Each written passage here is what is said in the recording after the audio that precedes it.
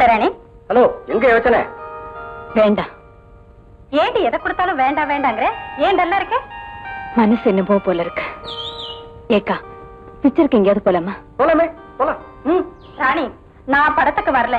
நான் படத்துக்கு வந்தேன்னா உங்க அப்பா என்ன படம் பார்க்கவே விட மாட்டாரு, என்னையே பார்த்துட்டு இருப்பாரு. எனக்கு அது சுவாரஸ்யம். பேசாம இருங்க, எதையாவது சொல்ல போறேன். சொல்ற கிரீனா சொல்ல. யாரோ வராங்க போல இருக்கே. போய் பாரு. என்னங்க, உங்க தங்கச்சி ராதா வரா. ராதாவா? ஏய் ராதா, அண்ணி. ராதா வந்துட்டாமா? டிக்கில இருக்க சாமான்லாம் இறக்குங்க. ஆடுங்க. அண்ணா, அண்ணி. ராதா. அப்பா அம்மா சௌக்கியமா? எல்லாரும் சௌக்கியமா இருக்காங்க. அட, நீங்க எப்ப வந்தீங்க? ஒரு வாரம் ஆச்சு. அண்ணா, உங்க ஃபர்ஸ்ட் கிளாஸ் பேண்ட் ஷர்ட் எல்லாமே கொண்டு வந்திருக்கேன். இது வெரி குட், வெரி குட். காமா. ராணி, வா. அண்ணா, உங்களுக்கு ஹாங்காங் ஷர்ட், ஜப்பான் பேண்ட். அண்ணி, உங்களுக்கு Singapore saris, powder, perfume. Mala, இந்த உனக்கு. மோகன், இந்த. Thank you aunty. சிவகாமி, இந்த புடவை. கந்தா, வேஷ்டி. அக்கா, அக்கா, உன்னதான் கூப்பிடுறேன். காதுல விழுது, சொல்ல வேண்டியதை சொல்லு. நாத்தனார் வந்ததுக்கு அப்புறம் நீ ரொம்ப பிஸி ஆயிட்ட. என்கிட்ட பேசுறது கூட உனக்கு நேரம் கிடைக்கிறது இல்ல. ஆமா, கௌரவமா என் வீட்டுக்கு வந்தவங்களே நான் கௌரவிக்க வேண்டாமா?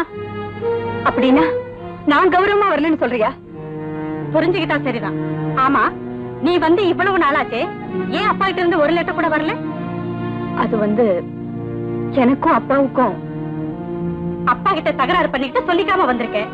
இல்லன்னா வர வேண்டிய முறையோட வந்திருப்பேன். அவருடைய தங்கச்சி வந்திருக்காளே, உன்ன மாதிரி வெறும் கையோடயா வந்திருக்கா? ஓஹோ, கொண்டு வந்தாதான் பெருசா? இத நான் சொல்லிதான் தெரியணுமா? உலக வழக்கமே அதுதானே. சும்மா வளவளான்னு பேசி என் வயிற்றுல கொட்டிக்காரு. உனக்கு ஏதாவது வேலை இருந்தா போய் பாரு, எனக்கு நிறைய வேலை இருக்கு. நீ என் பொண்டாட்டியாதான் உன்னை ரசிக்கிறேன். சிவகாமி, இந்த மாதிரி ரசிக்கிறிய நீ ஏமாந்துதான் என் கழுத்தை நீட்டின. சும்மா நீட்டின கழுத்த முதலாளி அம்மா பணத்தை நீட்டினாக, நீ கழுத்தை நீட்டின. சிவகாமி, என்ன அக்காவும் அத்தானு சாப்பிட்டாங்களா? அவங்க எல்லாம் சாப்பிட்டாச்சு. சாப்பிட்டாங்களா? பின்ன என்ன பட்னியாவை கிடப்பாங்க? ஐயா, தங்கச்சி, அம்மா, குழந்தைகள் எல்லாம் சாப்பிட்டு கார் எடுத்துட்டு போயிட்டாங்க. எங்க போயிட்டாங்க? எங்க போயிட்டாங்கன்னு என்ன கேட்டா, ஷாப்பிங் கீப்பிங் போயிருப்பாங்க. இந்தாமா, சாப்பிடறதெல்லாம் சாப்பிடு. எங்களுக்கு நிறைய வேலை இருக்கு. வாயா.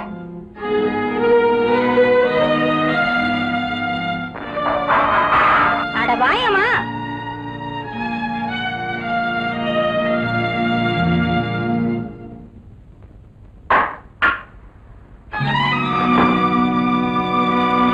சாப்பிடு.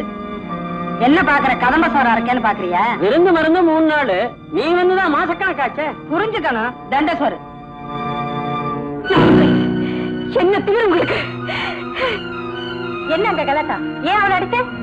இவ சொன்னதை கேட்டியாக்கா? எல்லாம் எனக்கு தெரியும். தெரியுமா? அப்படின்னா? அப்படின்னா நீ படித்தவோ புரிஞ்சு நடந்துக்கவேன்னு நினைச்சேன். ஓ, இப்ப நல்லாவே புரிஞ்சுக்கிட்டேன். ராஜம், என்ன இருந்தாலும் அவன் கூட பிறந்தவன். அவளை இப்படி இன்சல்ட் பண்ணலாமா? பாவம், அவங்க கோச்சிட்டு போயிருக்காங்க. நீங்க போய் சமாதானப்படுத்துங்க. நீ சும்மா இரு ராதா, நான் எல்லாம் தெரிஞ்சுதான் செய்யறேன். எல்லாம் தெரிஞ்ச அருமை சகோதரியே, இப்படி கொஞ்சம் வரையா? நான் அவசரமா போட்டு வந்தனால்தான் உனக்கு எதுவும் வாங்கிட்டு வர முடியல. அதுக்கு இந்த பணத்தை வச்சுக்க. கூட பிறந்தவளா இருந்தாலும் கொண்டு வராத சகோதரியை குறைச்சலா நினைக்கிறதா உலக வழக்குன்னு அம்மா சொன்னாங்க. அதை டெஸ்ட் பண்ணி பாக்குறதுக்காகத்தான் இந்த பணத்தை இவ்வளவு நாள் நான் வச்சுக்கிட்டு இருந்தேன். கடைசியில் அம்மா சொன்னது சரியா போச்சு. 1000 தான் நாம BA MA படிச்சிருந்தாலும் அம்மா அம்மாதான். இவ்வளவு நாள் எனக்கு சோறு போட்டியே, அதுக்கு உண்டான பணம். ராணி, தாயே சிவகாமி, வேஷத்தை பொறுத்துதான் ஆடுறவங்களுக்கு பேரு, வேலைக்காரங்களை வச்சுதான் வீட்டுக்கு மதிப்பு. நல்லவங்க வீட்டு நாய் கூட ஆளை பார்த்துதான் குறைக்கும். அந்த அறிவு கூட இல்லாம போச்சு உங்களுக்கு. இனிமேலாவது அதை தெரிஞ்சுக்க. அதுக்காக நான் உங்களுக்கு கொடுக்கிற போனஸ்.